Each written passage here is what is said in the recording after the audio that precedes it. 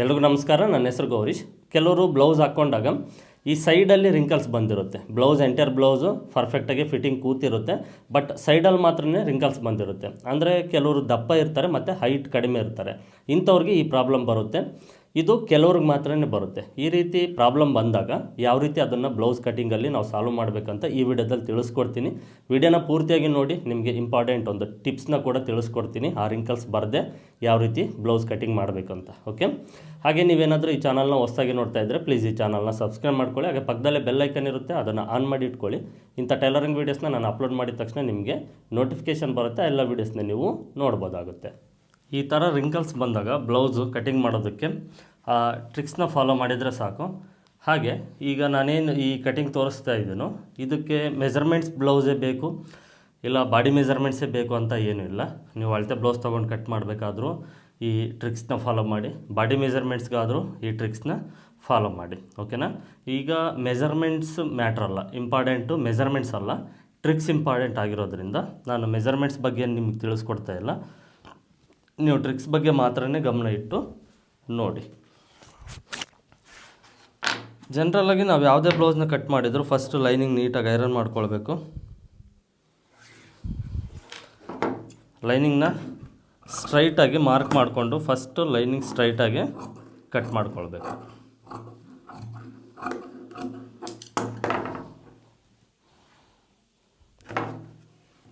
ಅರ್ಧ ಇಂಚು ಮಾರ್ಜಿನ್ಗೆ ಫಸ್ಟು ಒಂದು ಮಾರ್ಕ್ನ ಮಾಡ್ಕೊಳ್ಬೇಕು. ಇಲ್ಲಿಂದ ಬ್ಲೌಸ್ ಲೆಂತು, ಅಳತೆ ಬ್ಲೌಸ್ ಇದ್ದರೂ ಅದರಲ್ಲಿ ಅಳತೆ ತೊಗೊಳ್ಬೋದು, ಬಾಡಿ ಮೆಜರ್ಮೆಂಟ್ ಇದ್ದರೂ ಬಾಡಿ ಮೆಜರ್ಮೆಂಟಲ್ಲಿ ಅಳತೆ ತೊಗೊಳ್ಬೋದು. ತೊಗೊಂಡು ಅದಕ್ಕೆ ಅರ್ಧ ಇಂಚು ಎಕ್ಸ್ಟ್ರಾ ಸೇರಿಸ್ಕೊಂಡು ಒಂದು ಮಾರ್ಕ್ನ ಮಾಡ್ಕೊಳ್ಬೇಕು.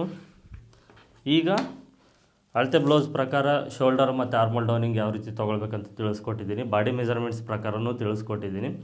ಅದರ ಪ್ರಕಾರ ಶೋಲ್ಡರ್ ಮತ್ತು ಆರ್ಮೋಲ್ ಡೌನಿಂಗು ಮಾರ್ಕ್ ಮಾಡ್ಕೊಳ್ಬೇಕು. ಮತ್ತು ಇದರಲ್ಲಿ ಅರ್ಧಕ್ಕೆ ನೆಕ್ ವಿಡ್ತ್ನ ಮಾರ್ಕ್ ಮಾಡ್ಕೊಳ್ಬೇಕು. ಇದು ಇನ್ನೊಂದೇನು ಅಂದರೆ,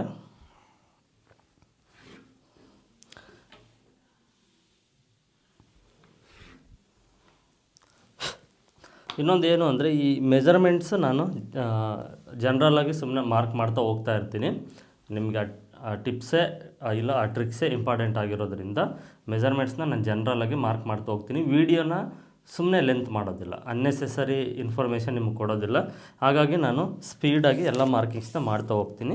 ನಿಮ್ಗೆ ಜಸ್ಟ್ ಎಕ್ಸ್ಪ್ಲೇನ್ ಮಾಡ್ತೀನಿ. ಓಕೆನಾ? ಡೀಪು ಬ್ಯಾಕ್ ನೆಕ್ ಡೀಪು ಎಷ್ಟು ಇಂಚ್ ಇರುತ್ತೋ ಅಷ್ಟು ಇಂಚ್, ಅಳತೆ ಬ್ಲೌಸಲ್ಲಿ ಎಷ್ಟಿರುತ್ತೋ ಅಷ್ಟಾದ್ರೂ ತೊಗೊಳ್ಬೋದು. ಬಾಡಿ ಮೆಜರ್ಮೆಂಟ್ಸ್ ತೊಗೊಂಡಿದ್ರೆ ಅದರ ಪ್ರಕಾರ. ಮತ್ತು ಈ ಶೋಲ್ಡರ್ ಸೆಂಟ್ರಿಗೆ back dot. Next chest measurement ಮತ್ತು ವೇಸ್ಟ್ ಮೆಜರ್ಮೆಂಟ್. ಬಾಡಿ ಮೆಜರ್ಮೆಂಟ್ಸು ತೊಗೊಂಡಿದ್ರು ಓಕೆ, ಅಳತೆ ಬ್ಲೌಸಿಂದ ನೀವು ತೊಗೊಂಡಿದ್ರು ಓಕೆ.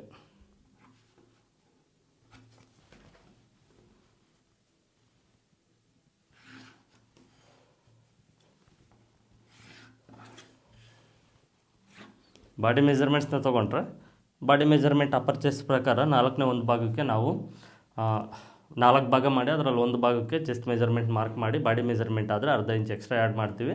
ಅಳತೆ ಬ್ಲೌಸ್ ಕೊಟ್ಟರೆ ಅಳತೆ ಬ್ಲೌಸಲ್ಲಿ ಬ್ಯಾಕ್ ಸೈಡ್ ಚೆಸ್ಟ್ ಮೆಜರ್ಮೆಂಟು ಎಷ್ಟಿರುತ್ತೋ ಅಷ್ಟನ್ನು ನಾವು ಅಳತೆ ಮಾಡಿಕೊಂಡು ಮಾರ್ಕ್ ಮಾಡ್ಕೊಳ್ತೀವಿ. ಸೊಂಟದ ಅಳತೆನೂ ಅಷ್ಟೇ, ಬಾಡಿ ಮೆಜರ್ಮೆಂಟ್ಸ್ ಏನಾದರೂ ತೊಗೊಂಡ್ರೆ 4 ಭಾಗ ಮಾಡಿಬಿಟ್ಟು ಅದಕ್ಕೆ ಫಸ್ಟ್ ಒಂದು ಮಾರ್ಕ್ನ ಮಾಡಿ ಎಕ್ಸ್ಟ್ರಾ 1 ಇಂಚ್ ತೊಗೊಳ್ತೀವಿ.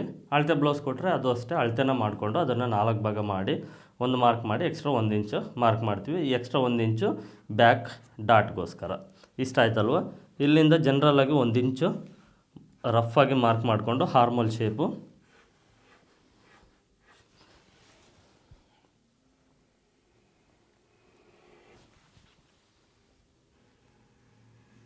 ಓಕೆನಾ? ಈ ರೀತಿ ಹಾರ್ಮೋಲ್ ಶೇಪ್ನ ನೀಟಾಗಿ ಮಾರ್ಕ್ ಮಾಡಿಕೊಂಡು ಆರ್ಮೋಲ್ ರೌಂಡಿಂಗು ನೀವು ಅಳತೆ ಬ್ಲೌಸ್ ತೊಗೊಂಡ್ರು ಅಳತೆ ಬ್ಲೌಸಿಂದ ಇಟ್ಟು ಆರ್ಮೋಲ್ ರೌಂಡಿಂಗ್ ಚೆಕ್ ಮಾಡ್ಕೊಳ್ಬೇಕು. ಕನ್ಫರ್ಮ್ ಮಾಡ್ಕೊಂಡ ನಂತರ ನಾವು ಕಟ್ ಮಾಡಬೇಕು. ಬಾಡಿ ಮೆಜರ್ಮೆಂಟ್ಸ್ ಇದ್ದರೂ ಅಷ್ಟೇ, ಬಾಡಿ ಮೆಜರ್ಮೆಂಟ್ಸ್ ಪ್ರಕಾರ ಎಷ್ಟಿರುತ್ತೋ ಹಾರ್ಮೋಲ್ ರೌಂಡಿಂಗ್ ಕಂಕೊಳ್ಳೋದು ಸುತ್ತ ಅಳತೆ ಅದನ್ನು ನಾವು ಅಳತೆ ಮಾಡಿಕೊಂಡು, ಮತ್ತೆ ಏನಾದರೂ ಪ್ರಾಬ್ಲಮ್ ಇದ್ದರೆ, ಹೆಚ್ಚು ಕಡಿಮೆ ಇದ್ದರೆ ಈ ಆರ್ಮೋಲ್ ಡೌನಿಂಗ್ ಮಾರ್ಕ್ನ ಅಡ್ಜಸ್ಟ್ಮೆಂಟಿಂಗ್ ಮಾಡಿಕೊಂಡು ಫೈನಲ್ ಮಾಡಿಕೊಂಡು ಕಟ್ ಮಾಡ್ಕೊಳ್ಬೇಕು. ಇಷ್ಟು ಜನರಲಾಗಿ ನಾವು ಪ್ರತಿಯೊಂದು ಬ್ಲೌಸ್ಗೂ ಕಟಿಂಗ್ ಮಾಡ್ತೀವಿ. ಬಟ್ ಈ ಸೈಡಲ್ಲಿ ಮಾತ್ರ ರಿಂಕಲ್ಸ್ ಬರುತ್ತೆ. ಕೆಲವರಿಗೆ ಸ್ವಲ್ಪ ಹೈಟ್ ಕಡಿಮೆ ಇದ್ದು ಚೆಸ್ಟ್ ಮೆಜರ್ಮೆಂಟ್ ಜಾಸ್ತಿ ಇದ್ದಾಗ ಏನಾಗುತ್ತೆ, ಸೈಡ್ ಲೆಂತ್ನೂ ಜಾಸ್ತಿ ಆಗಿರುತ್ತೆ. ಓಕೆನಾ? ಆಗೇನಾಗುತ್ತೆ ಅಂದರೆ ಸೈಡ್ ಲೆಂತ್ ಜಾಸ್ತಿ ಆದಾಗ ಅದು ಪರ್ಫೆಕ್ಟಾಗಿ ಕೂತ್ಕೊಳ್ಳೋದಿಲ್ಲ ಆ ಜಾಗದಲ್ಲಿ, ಓಕೆನಾ. ವೇಸ್ಟ್ ಮೆಜರ್ಮೆಂಟ್ ಜಾಗದಲ್ಲಿ ಆಟೋಮೆಟಿಕ್ ರಿಂಕಲ್ಸ್ ಬಂದುಬಿಡುತ್ತೆ, ಸುಕ್ಕಾಗಿರುತ್ತೆ, ನೀವು ಗಮನಿಸಿರ್ತೀರ. ಅಂಥ ಟೈಮಲ್ಲಿ ಅಂಥವ್ರಿಗೆ ಮಾತ್ರ ಇದನ್ನು ಗಮನದಲ್ಲಿ ಇಟ್ಕೊಳ್ಳಿ. ಯಾರಿಗೆ ಆದ್ರೇ ಸೈಡಲ್ಲಿ ರಿಂಕಲ್ಸ್ ಬರುತ್ತೋ ಅಂಥವ್ರಿಗೆ ಮಾತ್ರ, ಅವ್ರು ನಿಮ್ಮ ಹತ್ರ ಬಂದು ಆ ಪ್ರಾಬ್ಲಮ್ನ ಹೇಳ್ಕೊಂಡಾಗ ಅಂಥವ್ರಿಗೆ ಮಾತ್ರ ಈ ಟ್ರಿಕ್ಸ್ನ ಯೂಸ್ ಮಾಡಬೇಕು. ಸಿಂಪಲ್ಲಾಗಿ ಇಲ್ಲಿ ಅರ್ಧ ಇಂಚ್ ಮೇಲೆ, ಓಕೆನಾ, ಈ ಡಾಟ್ ಇದೆ ನೋಡಿ, ಈ ಡಾಟಿಂದ ಈ ರೀತಿ ನಾವು ಒಂದು ಅರ್ಧ ಇಂಚು ಶೇಪು ಮಾರ್ಕ್ ಮಾಡ್ಕೊಳ್ಬೇಕು.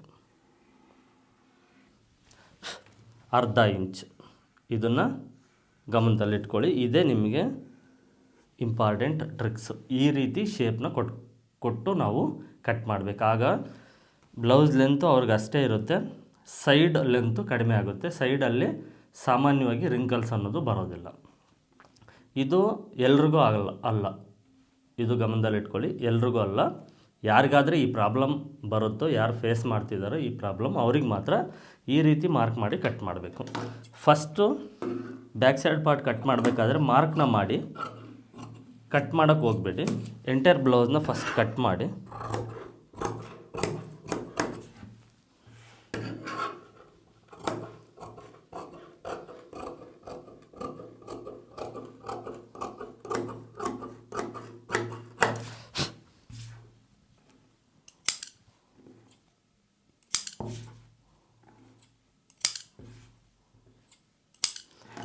ಮಾರ್ಕ್ ಮಾಡಿ ಅಷ್ಟೇ.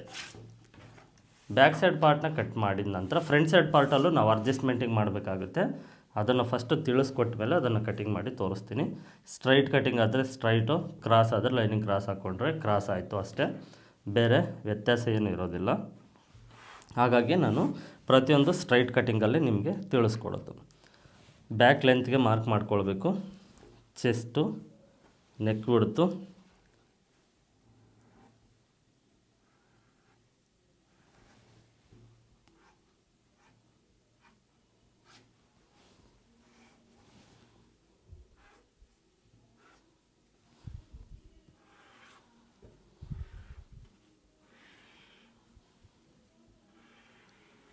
ಎಲ್ಲ ಬ್ಲೌಸ್ಗೂ ಯಾವ ರೀತಿ ಆದರೆ ನಾವು ಮಾರ್ಕ್ ಮಾಡ್ಕೊಳ್ತೀವೋ ಸೇಮು ಅದೇ ರೀತಿಯೇ ಮಾರ್ಕ್ ಮಾಡ್ಕೊಳ್ಬೇಕು. ಮಾರ್ಕ್ ಮಾಡಿಕೊಂಡು ಈಗ ಇದನ್ನು ಸೈಡ್ಗೆ ಇಟ್ಕೊಂಡು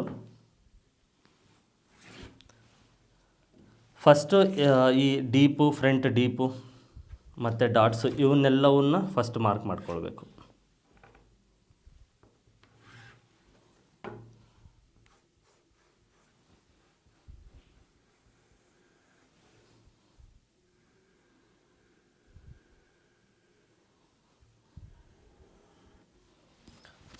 ಅಳತೆ ಬ್ಲೌಸಲ್ಲಿ ಡಾಟ್ ಪಾಯಿಂಟ್ಸ್ ಎಷ್ಟೆಷ್ಟಿರುತ್ತೋ ನೋಡ್ಕೊಳ್ಬೇಕು. ನೋಡಿಕೊಂಡು ಅದರ ಪ್ರಕಾರ ಡಾಟ್ಸ್ ಮಾರ್ಕ್ ಮಾಡ್ಕೊಳ್ಬೇಕು. ಇಲ್ಲ ಅಂದರೆ ಬಾಡಿ ಮೆಜರ್ಮೆಂಟ್ಸ್ ಏನಾದರೂ ತೊಗೊಂಡಿದ್ರೆ ಬಾಡಿ ಮೆಜರ್ಮೆಂಟ್ಸ್ ಪ್ರಕಾರ, ಫಾರ್ಮುಲಾ ಪ್ರಕಾರ ಈ ಎಲ್ಲ ಡಾಟ್ಸ್ನ ಮಾರ್ಕ್ ಮಾಡ್ಕೊಳ್ಬೇಕು.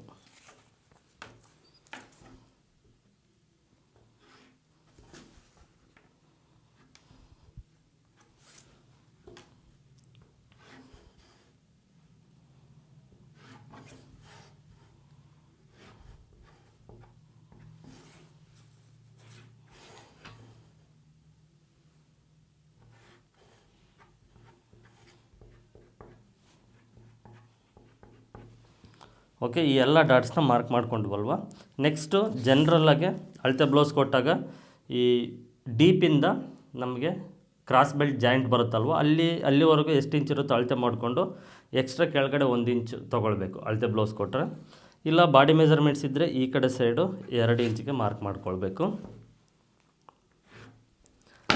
ಈಗ ಇಲ್ಲಿ ನಾವು 1.5 ಇಂಚಿಗೆ ಮಾರ್ಕ್ ಮಾಡ್ತೀವಲ್ವ, ಓಕೆನಾ. ಈಗ 1.5 ಇಂಚಿಗೆ ಮಾರ್ಕ್ ಮಾಡೋಕ್ಕೆ ಬರೋದಿಲ್ಲ. ಇಲ್ಲಿ ಬ್ಯಾಕ್ ಸೈಡ್ ಪಾರ್ಟಲ್ಲಿ ಈ ಶೇಪ್ ನಾವು ಏನು ಮಾರ್ಕ್ ಮಾಡಿದ್ದೀವೋ ಇದು ಫಸ್ಟ್ ಈ ರೀತಿ ಕಟ್ ಮಾಡ್ಕೊಳ್ಬೇಕು.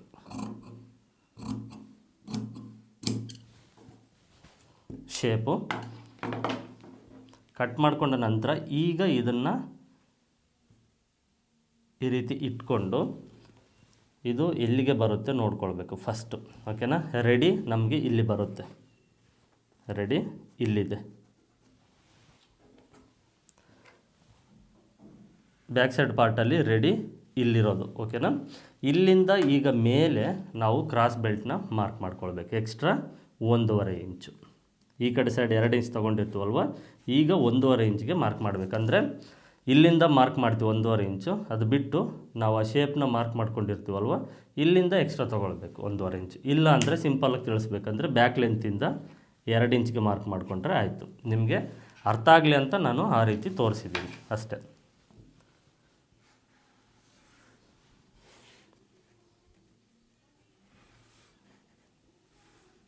ಇಲ್ಲಿ ಶೇಪ್ ಒಂದು ಸ್ವಲ್ಪ ನೀವು ಮಾರ್ಕ್ ಮಾಡಬೇಕಾದ್ರೆ ಸ್ವಲ್ಪ ಕರ್ವ್ ಶೇಪ್ ಕೊಡಿ, ಇಲ್ಲಾಂದರೆ ಅದು ತುಂಬ ಕ್ರಾಸ್ ಆಗುತ್ತೆ. ಅಂದರೆ ಇಲ್ಲಿಂದ ಸ್ವಲ್ಪ ಈ ರೀತಿ ಶೇಪು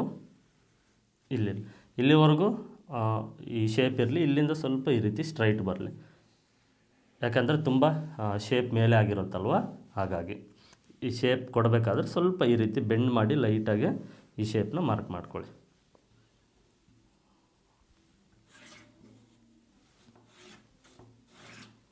ಈಗ ಈ 2 ಮಾರ್ಕ್ನ ಮಾಡಿಕೊಂಡು ಕಟ್ ಮಾಡೋದು. ಇದು ಫ್ರಂಟ್ ಸೈಡ್ ಪಾರ್ಟಲ್ಲಿ ಇರುವಂಥ ವ್ಯತ್ಯಾಸ. ಕಟ್ ಮಾಡಬೇಕಾದ್ರೂ ಅಷ್ಟೇ ಶೇಪು ಈ ರೀತಿ ಸ್ವಲ್ಪ ನೋಡ್ಕೊಳ್ಳಿ, ಶೇಪ್ ಯಾವ ರೀತಿ ಕಟ್ ಮಾಡಿದ್ದೀನಿ ಅಂತ. ಇದು ನಿಮಗೆ ನೋಡೋಕ್ಕೆ ಶೇಪ್ ಆ ರೀತಿ ಕಾಣಿಸುತ್ತೆ. ಸ್ಟಿಚಿಂಗ್ ಮಾಡಿದ ಮೇಲೆ ಇದು ನಿಮಗೆ ಸರಿ ಹೋಗುತ್ತೆ.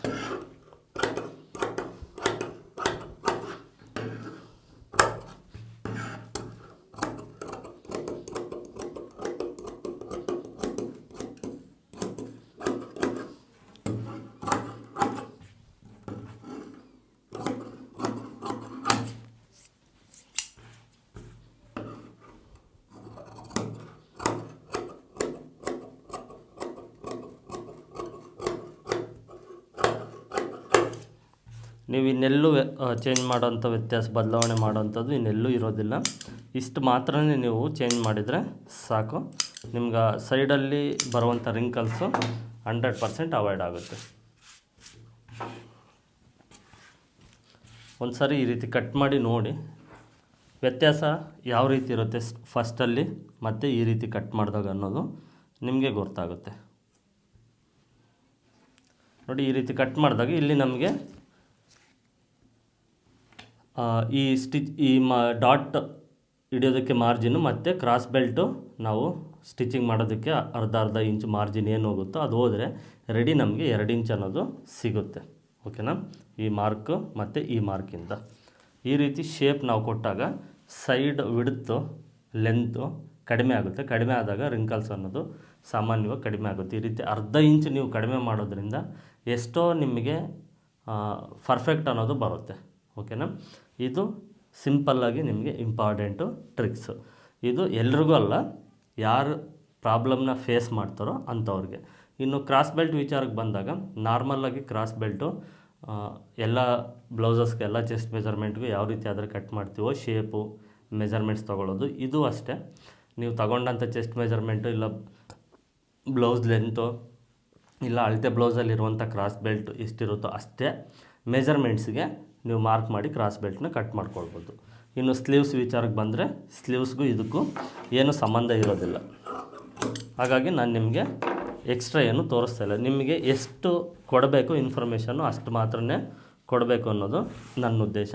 ಸುಮ್ಮನೆ ಅನ್ನೆಸೆಸರಿ ಇನ್ಫಾರ್ಮೇಷನ್ ಕೊಡೋದ್ರಿಂದ ನಿಮಗೆ ಏನು ಗೊತ್ತಾಗೋದಿಲ್ಲ ಅಂತ ಎಷ್ಟು ಬೇಕೋ ಅಷ್ಟನ್ನು ಮಾತ್ರನೇ ವಿಡಿಯೋ ರೂಪದಲ್ಲಿ ನಿಮಗೆ ತಿಳಿಸೋ ಪ್ರಯತ್ನ ಮಾಡ್ತೀನಿ. ಇದು ಈ ವಿಡಿಯೋದಲ್ಲಿ ನಿಮಗೆ ಈ ವಿಡಿಯೋ ಮುಖಾಂತರ ಕೊಟ್ಟಿರುವಂಥ ಇನ್ಫಾರ್ಮೇಷನ್ನು ಈ ಟ್ರಿಕ್ಸ್ ಅನ್ನೋದು ಯೂಸ್ ಆಗಿದೆ ಅಂದ್ಕೊಂಡಿದ್ದೀನಿ. ಖಂಡಿತ ನಿಮಗೆ ಯೂಸ್ ಆಗಿದ್ದರೆ ಈ ವಿಡಿಯೋಗೆ ಒಂದು ಲೈಕ್ ಮಾಡಿ. ಇಲ್ಲಿಗೆ ಈ ವಿಡಿಯೋನ ಎಂಡ್ ಮಾಡ್ತಾಯಿದ್ದೀನಿ. ಮತ್ತು ಮುಂದಿನ ವಿಡಿಯೋದಲ್ಲಿ ಸಿಗೋಣ ಅಂತ ತಿಳಿಸ್ತಾ ಎಲ್ಲರಿಗೂ ಧನ್ಯವಾದಗಳು.